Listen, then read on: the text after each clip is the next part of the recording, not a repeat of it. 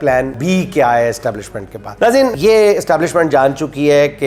ये दोनों बड़ी जमातें जो हैं और इनके रहनुमा जो हैं, ये नवाज शरीफ और जरदारी साहब, दोनों जो हैं ये एस्टेब्लिशमेंट को ब्लैकमेल कर रहे हैं 27वीं तरमीम पर, और ब्लैकमेल भी कर रहे हैं और इतनी आसानी से 27वीं तरमीम के लिए तैयार भी नहीं है। इसलिए एस्टेब्लिशमेंट के अंदर एक मजबूत हल्का अब इस बात की प्लानिंग कर रहा है कि क्यों ना 27वीं तरमीम का जो पूरा स्ट्रक्चर है वो खत्म ही कर दिया, पूरा यानी जो प्लानिंग है उसको ड्रॉप कर दिया जाए। उस प्लानिंग को ड्रॉप करके 26वीं तरमीम में मजीद तरमीम की जाए। 26वीं तरमीम में जो सुकम रह गए थे वो खत्म कर दिए जाए, उनको फिल कर लिया जाए कि कोई डेंटिंग पेंटिंग कर ली जाए 26वीं तरमीम की, और 27वीं तरमीम की जरूरत जब नहीं रहेगी एस्टेब्लिशमेंट को तो फिर उनको इन दो सियासी लाशों की भी जरूरत नहीं रहेगी। इसलिए कहा जा रहा है एस्टेब्लिशमेंट में इस बात पर गौर किया जा रहा है कि क्यों ना 26वीं तरमीम पर ही कनात की जाए और इस मकसद के लिए इन दो बड़ी सियासी जमातों को छोड़कर पीटीआई के साथ बात कर ली जाए। अब पीटीआई के साथ अभी तक कोई राब्ता नहीं किया गया, सिर्फ पीटीआई के